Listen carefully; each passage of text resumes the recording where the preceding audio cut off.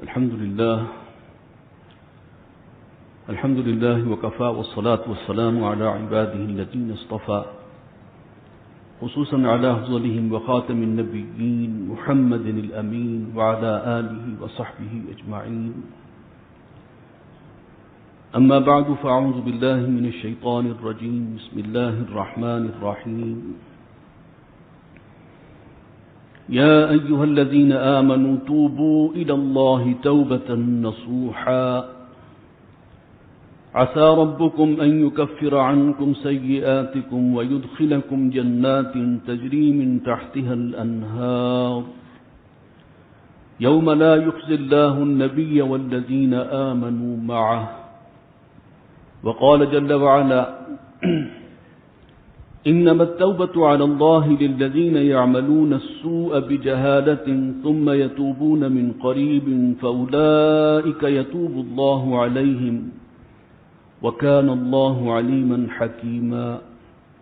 وليست التوبة للذين يعملون السيئات حتى إذا حضر أحدهم الموت قال إني تبت الآن ولا الذين يموتون وهم كفار أولئك أعتدنا لهم عذابا أليما. وقال جل وعلا وتوبوا إلى الله جميعا أيها المؤمنون لعلكم تفلحون. وقال تبارك وتعالى قل يا عبادي الذين أسرفوا على أنفسهم لا تقنطوا من رحمة الله إن الله يغفر الذنوب جميعا إنه هو الغفور الرحيم. صدق الله العظيم. رب اشرح لي صدري ويسر لي أمري واحلل عقدة من لساني يفقهوا قولي. اللهم ألهمني رشدي وأعذني من شرور نفسي. اللهم أرنا الحق حقا وارزقنا اتباعه وأرنا الباطل باطلا وارزقنا اجتنابه آمین یا رب العالمین. آپ نے نوٹ کر لیا ہوگا کہ آج کا جو موضوع ہے اس کا تعلق ہے توبہ سے. ہمارے دین میں توبہ کا کیا مقام ہے، اس کی اصل نوعیت کیا ہے، توبہ کہتے کسے ہیں، سچی توبہ کیا ہوتی ہے اور اللہ کی نگاہ میں اس کا کیا مقام ہے. یہ وہ چیزیں ہیں کہ جو ہمارے لیے بحیثیت انسان بڑی تسلی کی بھی ہیں کہ یہ ایک راستہ، ہم سے غلطیاں تو ہوتی ہیں لیکن اللہ تعالیٰ نے اس کے ازالے کا راستہ بھی ہمیں دیا ہوا ہے. چنانچہ اس سے اس لیے کہ اگر کسی کو یہ احساس ہو کہ میں نے تو اتنی غلطیاں کر لی ہیں کہ اب تو میری بخشش ہو ہی نہیں سکتی، تو کیا ہوگا؟ اصلاح کا امکان ختم ہو جائے گا. وہ کہے گا جہاں تک یہاں کیا ہے تو اب اور صحیح. اگر واپسی کا راستہ نہیں ہے تو پھر اور زیادہ وہ باہمت ہو کے کہیں یا بے شرم ہو کر اور زیادہ وہ گناہوں کے اندر ملوث ہوتا جائے گا. قرآن مجید میں اس کو بہت اہمیت کے ساتھ بیان کیا گیا ہے، بہت اہمیت کے ساتھ. دیکھیے مسئلہ کیا ہے انسان کا، اس کو ذرا غور کیجیے. ایک طرف انسان کو اللہ تعالیٰ نے اشرف المخلوقات قرار دیا ہے، اللہ تعالیٰ کی خلاقی کا شاہکار ہے. ظاہر بات ہے کہ جو خالق و مالک ہے وہی بتا سکتا ہے کہ اس کی مخلوق میں کون سب سے اوپر ہے. اب مخلوقات میں جنات بھی ہیں، انسان بھی ہیں، ملائکہ بھی ہیں، اور بھی اگر کوئی ہیں تو ہمیں نہیں معلوم. بہرحال جو آسمانی ہدایت ہم تک پہنچی ہے وہ تو یہ ہے. ان تینوں کے حوالے سے قرآن کیا بتا رہا ہے کہ سب سے اوپر اونچا کون ہے، اشرف المخلوقات کون ہے، جس کے آگے فرشتوں کو بھی سجدہ کرنے کا حکم دیا گیا. عام طور پر اگر ہم دیکھیں تو ہم کہیں گے فرشتے سب سے اونچے ہیں، بعد میں پھر حساب کتاب ہو سکتا ہے کہ جنات پہلے ہیں یا انسان پہلے ہیں، لیکن عام تاثر یہ ہوگا کہ ٹاپ پر تو فرشتہ ہے. فرشتے کو جھکا دیا گیا آدم کے سامنے. تو یہ اس بات کا علامت تھی اور بڑی بھرپور طور پر اللہ کی طرف سے پیغام تھا کہ ہے اشرف المخلوقات. لیکن اس کے ساتھ ہی اس کے اندر ایک نفس بھی ہے جس کے اندر حیوانی تقاضے ہیں. ان النفس لامارۃ بالسوء. یہ جو نفس ہے یہ تو برائی ہی کی طرف، گناہ کی طرف ہی انسان کو جو ہے وہ حکم دیتا ہے، دھکیلتا ہے. یہ انسان کے ساتھ لگا ہوا، فرشتے کے ساتھ تو یہ مسئلہ نہیں ہے، لیکن انسان کے ساتھ ہے. اشرف المخلوقات بھی ہے لیکن ان النفس لامارۃ بالسوء، یہ نفس جو ہے یہ تو برائی ہی کا حکم دیتا ہے۔ نفس کے حوالے سے قرآن مجید میں جو اگرچہ مشکل موضوعات ہیں لیکن اشارتاً اس کو ہم سمجھ سکتے ہیں، 3 ڈائمینشنز بیان کی گئی ہیں نفس کی۔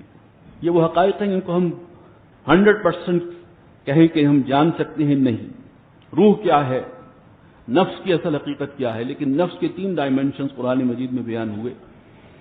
ایک نفس تو یہی ہے جو ہم دیکھتے ہیں، ان النفس لامارۃ بالسوء، ہمارا نفسانی خواہشات اور وہ حیوانی خواہشات، اس کے اندر انتقام بھی ہے، اس کے اندر جو ہے وہ زبردستی بھی دوسرے کا حق چھیننا بھی ہے، اور یہ ساری چیزیں جو غلط کام ہم کرتے ہیں ظلم اور زیادتی کے، اپنے فائدے کے لیے یہ بھی کر سکتے ہیں وہ بھی کر سکتے ہیں، دوسرا جائے بھاڑ میں، یہ کیا ہے؟ یہ ہمارے نفس کا حصہ ہے۔ ان النفس لامارۃ بالسوء، نفس تو تمہیں دھکیلتا ہی اس طرف ہے، اور اس کے لیے تمہیں فلسفے بھی سجھائے گا کہ ہاں یہ کام اس لیے بھی کرنا ہے کہ یہ ہے اور وہ ہے، وغیرہ وغیرہ۔ تو اس نفس کا ایک نفس کا ڈائمینشن اور ہے جو قرآن نے کہا نفس امارہ، نفس امارہ نہیں، نفس لوامہ، نفس امارہ کی بات تو ہو گئی، لوامہ۔ اسی نفس میں اللہ تعالیٰ نے ایک شعور ہمیں دیا ہوا ہے، اس کا یہ نفس کا دوسرا حصہ ہے، یا کس کو جیسے بھی سمجھیں، کہ کیا چیز ہے کہ جو حق ہے اور کیا باطل ہے۔ اور جب ہم غلط کام کرتے ہیں، کسی کا حق مارتے ہیں، جھوٹ بول کر کوئی فائدہ اٹھاتے ہیں، دھوکہ دے کر کوئی فائدہ اٹھا رہے ہوتے ہیں، کسی پر ظلم کر رہے ہوتے ہیں، تو وہ نفس لوامہ جو ہے ہمیں بتاتا ہے تم کام غلط کر رہے ہو، یہ تمہیں زیبا نہیں ہے، یہ بددیانتی ہے، یہ صحیح نہیں ہے، وہ کچوکے لگاتا ہے۔ یہ الگ بات ہے کہ جب انسان بہت عادی ہو جائے اور اس نفس سے لوامہ کی آواز پر کان دھرنے کا فیصلہ کر لے کہ ہرگز کان نہیں دھرنا اور آگے بڑھنا ہے، تو پھر ایک وقت میں آ کر جسے کہتے ہیں قرآن مجید کہتا ہے ختم اللہ علی قلوبہم، اللہ تعالیٰ پھر دل پر مہر کر دیتا ہے، اب پھر اس کی وہ خیر سے بالکل ہی خالی ہو جاتا ہے، اور وہ آخری درجہ ہے کہ جس کے لیے پھر ہدایت کا کوئی امکان نہیں۔ اسی نفس کی ایک ڈائمینشن اور وہ ہے نفس امارہ، نفس لوامہ اور نفس مطمئنہ، یہ بھی لفظ قرآن میں آیا ہے، اور یہ ایک خاص مقام ہے۔ اللہ کی رضا پر انسان اتنا راضی ہو اور اس درجے جو ہے وہ ایمان اور یقین کا ایک لیول وہ بھی آ جاتا ہے کہ پھر انسان نفس مطمئنہ، پھر اسے کوئی چیز پریشان نہیں کرتی، جو ہو رہا ہے اللہ کے اذن سے ہو رہا ہے، اور اس میں الٹیمیٹلی یہ کام میرے لیے اس کے اندر بہتری اور خیر ہی ہوگا، مجھے تو نظر نہیں آ رہا، بظاہر ایک بڑا نقصان ہو گیا ہے، لیکن وہ رب ہے، اور میں اگر خود رب کا وفادار ہوں، اس میں شرط یہ ہے، تو مجھے یقین ہے کہ رب نے اس شرط میں سے بھی میرے لیے کوئی خیر ہی برآمد کرنا ہے، الٹیمیٹلی اس سے جو ہے مجھے فائدہ ہی ہوگا۔ لہذا ہر مشکل کو بہت ہی تسلی کے ساتھ، صبر کے ساتھ اس کو گزر جانا، اور لوگ دیکھتے رہتے ہیں کہ اتنا بڑا نقصان ہوا اور یہ شخص جو ہے دیکھیں کتنا اسے کوئی احساس ہی نہیں ہے، احساس نہیں ہے، یا یہ کہ اتنا اللہ پر اس کا ایمان ہے اور اس درجے کا یقین ہے کہ اسے اس چیز کا کوئی پریشانی نہیں ہوئی، اور اس چیز کو بھی اللہ کی رضا اور قضا سمجھ کر اس نے تسلیم کر لیا۔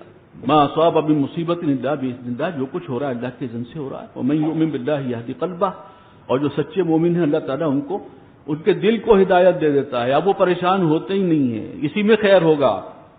یہ ہے نفس مطمئنہ۔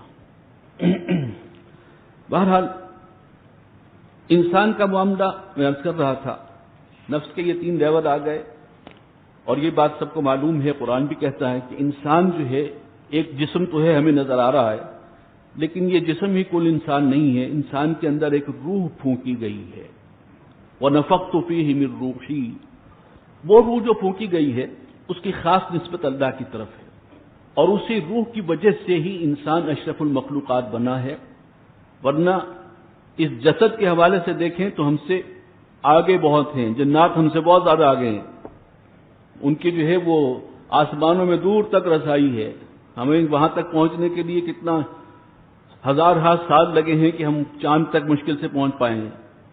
تو یہ جو ہے اس پہلو سے تو وہ انسان جو ہے برتر نہیں ہے. ہاں روح ہے اس کے اندر، اور اس روح کی کوئی نسبت خاص ہے اللہ کی ذات کے ساتھ، اور یہ بات قرآن مجید میں کئی جگہ آئی ہے. علامہ اقبال نے اسی لیے کہا نا کہ اس پیکر خاکی میں ایک شے ہے سو وہ تیری. پیکر خاکی مٹی سے بنا ہوا انسان ہے، لیکن اسی کے پیکر میں ایک شے اندر اس کے موجود ہے جس کی نسبت تیری طرف ہے. وَنَفَخْتُ فِيهِ مِن رُوحِي، میرے لیے مشکل ہے اس شے کی نگہبانی. اسی طرح فرماتے ہیں کہ ہے ذوق تجلی بھی اسی خاک میں پنہاں، غافل تو نرا صاحب ادراک نہیں ہے. انسان کے معرفت کے ذریعے صرف یہی نہیں ہے کہ آنکھ سے دیکھ لیا، کان سے سن لیا اور پھر اس سے نتیجہ نکالا، کچھ اور بھی ہے اس کے اندر. ایک روحانی سپارک بھی اللہ نے رکھا ہوا ہے، اور وہ بھی انسان کی ایک رہنمائی کرتا ہے، وہ بھی کچوکے لگاتا ہے جیسے ضمیر بھی ہے. ذوق تجلی بھی اسی خاک میں پنہا، غافل تو نرا صاحب ادراک نہیں. اب اگلا نقطہ یہ ہے، یہ نفس جو ہے وہ تو کر رہا ہے جو کچھ کر رہا ہے، اور دنیا میں ٹیمپٹیشن آتی رہتی ہیں اور نفس ہمیں اکساتا ہے اور ہم اس طرف جاتے ہیں، اور ہر وقت ایک امتحان سے دو چار رہتے ہیں.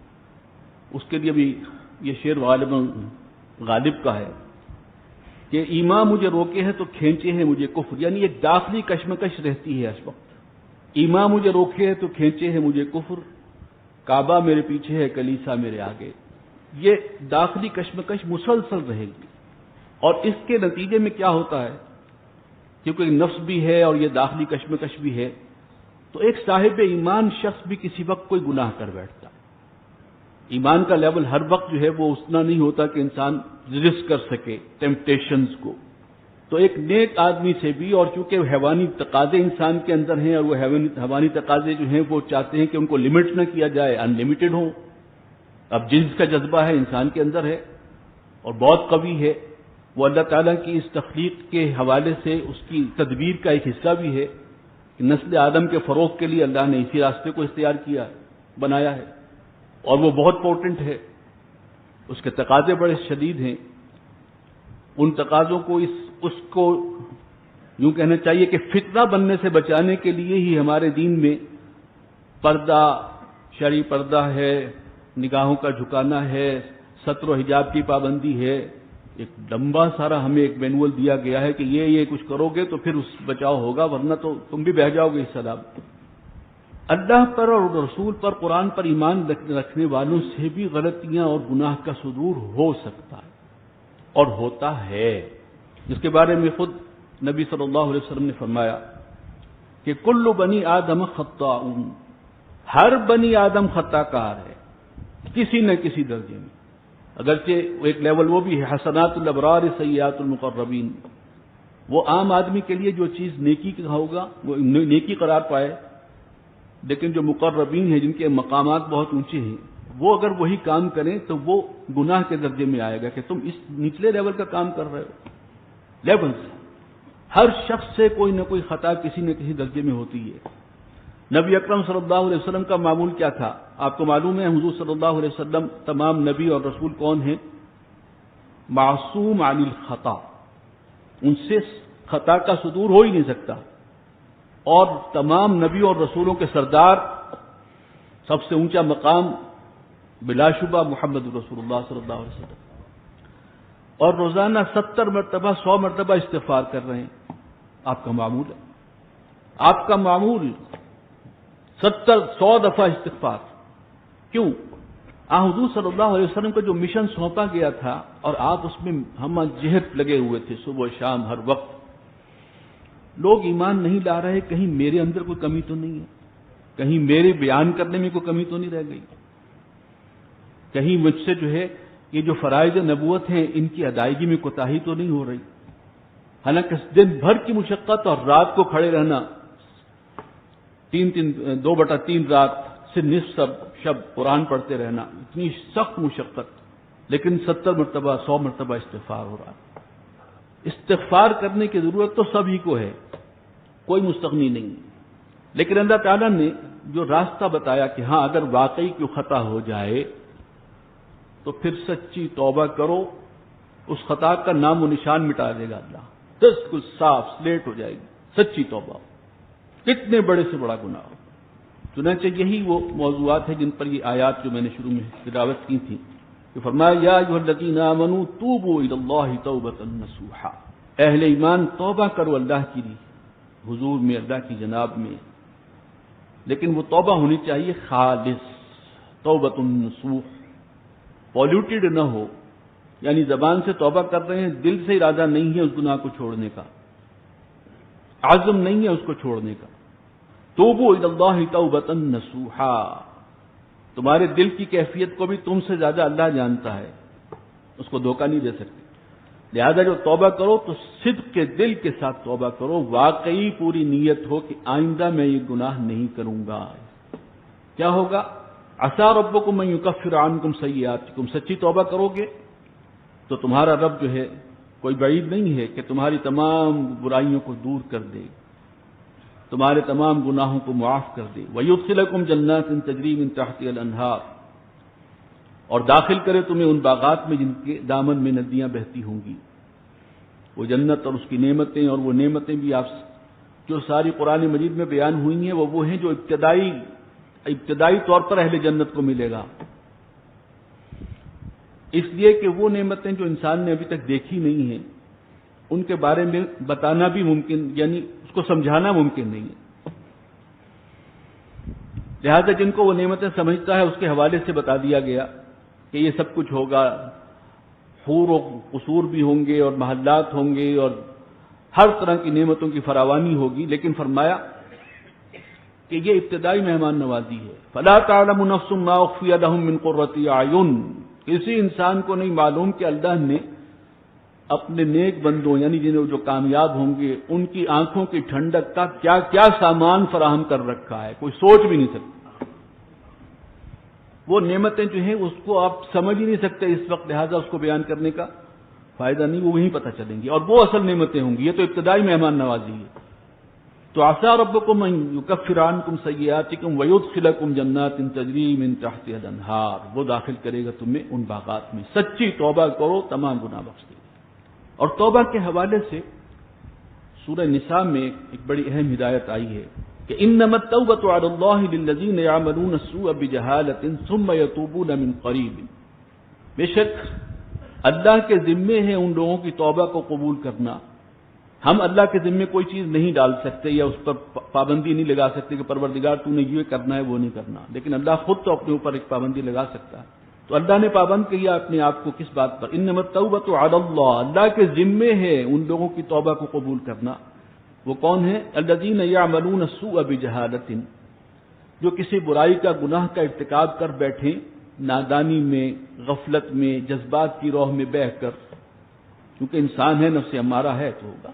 ثم یتوبون من قریب، پھر بڑھاپے کا انتظار نہ کریں کہ بڑھاپے میں جا کے توبہ کریں گے، فوراً توبہ کریں۔ ثم یتوبون من قریب، دیر نہ کریں۔ فاولئک یتوب اللہ علیہم، تو اللہ تعالیٰ ایسے لوگوں کی توبہ قبول فرمائے گا۔ وکان اللہ علیما حکیما، اللہ تعالیٰ جاننے والا ہے، حکمت والا ہے۔ گارنٹی کن کے لوگوں کی توبہ کی ہے؟ جو فوری توبہ قبول، وہ فوری توبہ کا رستہ اختیار کریں۔ اور اس میں ظاہر بات ہے کہ ہونا بھی یہی چاہیے، اس لیے کہ توبہ کرنے کے بعد یا توبہ گناہ کرنے کے بعد انسان کہے کہ میں توبہ کر لوں گا، تو کیا ہر شخص کو موقع ملے گا؟ وہ جتنی زندگی یہاں رہنا چاہتا ہے اتنی زندگی اس کو ملے گی کہ وہ اس وقت توبہ کرے گا؟ کیا کوئی خاص وقت ہے جو اللہ نے رکھا ہوا ہے کہ اتنی عمر تو لازماً ہر شخص کو ملنی ہے، اس کے بعد اس کی وفات ہونی ہے؟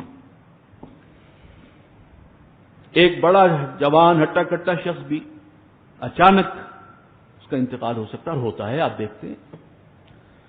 ایکسیڈنٹس جو ہیں وہ الگ ہیں، کارڈک ارسٹ ہوا اور جوان آدمی جو ہے ختم لمحوں کے اندر۔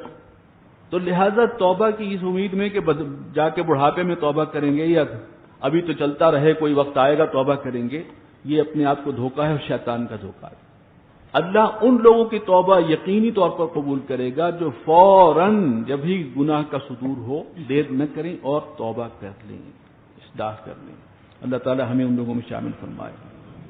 اور ساتھ ہی فرمایا وَلَيْسَتِ التَّوْبَةُ لِلَّذِينَ يَعْمَلُونَ السَّيِّئَاتِ، اللہ ان لوگوں کی توبہ کبھی قبول نہیں کرے گا جو گناہ کرتے رہیں حَتَّى إِذَا حَضَرَ أَحَدَهُمُ الْمَوْتُ، یہاں تک کہ جب موت سامنے آ کھڑی ہوئی، اب پتہ لگ گیا کہ اب تو بچنے کا کوئی امکان نہیں رہ گیا، قَالَ إِنِّي تُبْتُ الْآنَ، اس وقت وہ کہے کہ پروردگار میں توبہ کرتا ہوں گناہوں سے، نو، اب موقع نہیں، ان لوگوں کی توبہ قبول نہیں۔ وَلَلَّذِينَ يَمُوتُونَ وَهُمْ كُفَّارٌ، اسی طرح جو ساری عمر جنہوں نے کفر کیا ہو ان کے لیے بھی کوئی توبہ نہیں ہے۔ اولئک اعتدنا لهم عذابا الیما، ان سب کے لیے اللہ نے تیار کر رکھا ہے دردناک عذاب۔ توبہ کے حوالے سے ایک بہت خوبصورت مقام سورہ زمر کا ہے، اور اس میں بڑی ہی ہمارے لیے حوصلہ افزائی کا یہ مقام ہے۔ فرمایا قل یا عبادی الذین اسرفوا علی انفسهم لا تقنطوا من رحمت اللہ، اے میرے وہ بندو جنہوں نے اپنے اوپر ظلم کیا ہے۔ کن کی بات ہو رہی ہے؟ جو گناہ کرتے رہے ہیں، اللہ کے احکامات توڑتے رہے ہیں، لیکن دیکھیے بڑے اپنائیت کا انداز ہے۔ قل یا عبادی الذین، اے نبی کہہ دیجئے میرے ان بندوں سے، میرے بندوں سے، یہ نہیں کہا کہ کہہ دیجئے گناہگاروں سے، نہیں، کہہ دیجئے میرے بندوں سے، لا تقنطوا من رحمت اللہ، قل یا عبادی الذین اسرفوا علی انفسہم، جنہوں نے اپنی جانوں پر ظلم ڈھایا، گناہ کیے ہیں، کثرت سے کیے ہیں، میرے ان بندوں سے کہہ دیجئے، فرما دیجئے کہ اللہ کی رحمت سے مایوس مت ہونا، ان اللہ یغفر الذنوب جمیعا، اللہ تعالیٰ تمام گناہ معاف کر دے گا، انہ هو الغفور الرحیم، بے شک وہ بخشنے والا ہے بہت مہربان۔ یہاں کوئی کنڈیشن بھی نہیں ہے اس آیت میں، پہلی آیت کے اندر تو کیٹیگوریکلی کہہ دیا کہ سب گناہ بخش دے گا۔ یہ امید دلانے کے حوالے سے اس سے زیادہ مؤثر کوئی مقام قرآن مجید کا نہیں ہے، اور یہ کیٹیگوریکل انداز، کتنے ہی بڑے بڑے گناہ ہوں اللہ بخش دے گا، لیکن یہ امپلائڈ ہے قرآن کی اور آیات کی جو روشنی میں کہ توبہ کرو گے اللہ بخش دے گا۔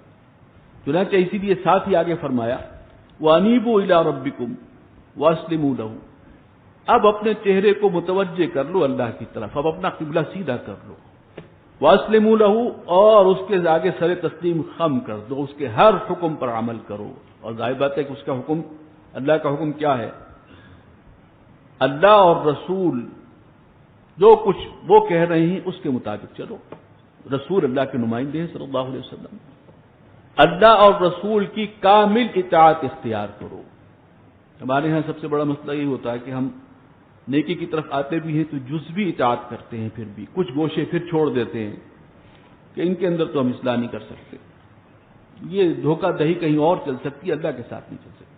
ادخلوا فی السلم کافہ، دین میں اطاعت میں پورے کے پورے داخل ہو، ہاں کسی وقت خطا ہو جائے، بڑی سے بڑی ہو جائے، سچی توبہ کرو اللہ معاف کر دے گا، لیکن یہ ڈنڈی نہ مارو کہ کچھ حصے میں اسلام کے دین پر عمل کریں گے اور دنیا کی زندگی کے کچھ گوشے میں ہم نے سوچنا ہی نہیں کہ یہاں اسلام کی تعلیمات کیا ہیں، ہمیں کوئی پرواہ ہی نہیں ہے، یہ نہیں۔ وَأَنِيبُوا إِلَىٰ رَبِّكُمْ وَأَسْلِمُوا لَهُ مِن قَبْلِ أَن يَأْتِيَكُمُ الْعَذَابُ، اس پر انشاءاللہ بعد میں بھی گفتگو ہوگی، اس وقت صرف شرائط توبہ کی پر میں بات کر رہا ہوں۔ شرائط توبہ بھی جو ہیں وہ سورہ فرقان میں اس کی تفصیل آئی ہے۔ کبیرہ گناہوں کا ذکر کرنے کے بعد فرمایا إِلَّا مَن تَابَ وَآمَنَ وَعَمِلَ عَمَلًا صَالِحًا، جنہوں نے گناہ کیے اگر وہ توبہ کر لیں اور ایمان لے آئیں اور اپنے عمل کی اصلاح کر لیں، فَأُولَٰئِكَ يُبَدِّلُ اللَّهُ سَيِّئَاتِهِمْ حَسَنَاتٍ، ایسے لوگوں کی اللہ تعالیٰ توبہ قبول کرتے ہوئے ان کی سیئات کو حسنات میں بدل دے گا۔ اگر پہلے گناہ کر رہے تھے اب اللہ تعالیٰ نیکی کی توفیق دے دے گا، لیکن سچے دل سے توبہ کرنی ہے، توبہ سچے دل سے ہو اور پورا عزم ہو کہ آئندہ یہ کام نہیں کرنا، اور اس کی پوری کوشش بھی کی جائے اس گناہ سے بچنے کی، بعد میں پھر پاؤں پھسل جائے پھر فوراً توبہ کرو، لیکن اس وقت عزم ہونا چاہیے اور پوری کوشش ہونی چاہیے، وقتی طور پر اپنے عمل کی اصلاح آپ کو کرنی ہے، اور وہ صرف اللہ کو دھوکہ دینے کے لیے نہ ہو کہ بھائی کچھ عرصے کے بعد کر لوں گا، نیت یہی ہو، اس وقت ارادہ یہی ہو کہ میں نے اس سے بچنا ہے۔ ہاں پھر اگر پاؤں پھسل جائے پھر اسی جذبے سے توبہ کرو، بیچ میں ڈنڈی نہ مارو، تو اللہ تعالیٰ توبہ قبول کرتا رہے گا، یہ اس کی رحمت ہے۔ لیکن یہ شرائط ہیں، صرف تسبیح توبہ کی کرنا اور اپنا عمل درست نہ کرنا اس کی کوئی گارنٹی نہیں ہے۔ اللہ تعالیٰ ہم سب سے خطائیں ہوتی ہیں، چھوٹی بڑی ہر طرح کی خطاؤں سے ہمیں محفوظ رکھے، اور اگر خطائیں ہو گئی ہیں تو ہم سب کو سچی توبہ کی توفیق نصیب فرمائے، آمین یا رب العالمین۔ وآخر دعوانا الحمد للہ رب العالمین۔